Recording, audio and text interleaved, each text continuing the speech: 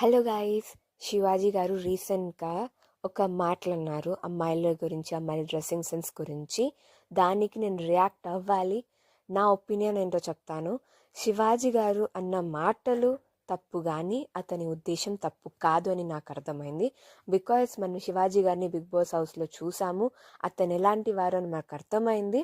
So తన ఉద్దేశం కరెక్టే, కానీ అన్న మాటలు తప్పు.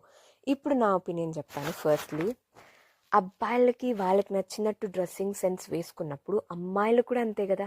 They have their own rights కదా. Why can't they wear their own clothes? వాళ్ళకి నచ్చిన క్లాత్స్ వాళ్ళు ఎందుకు వేసుకోలేరు?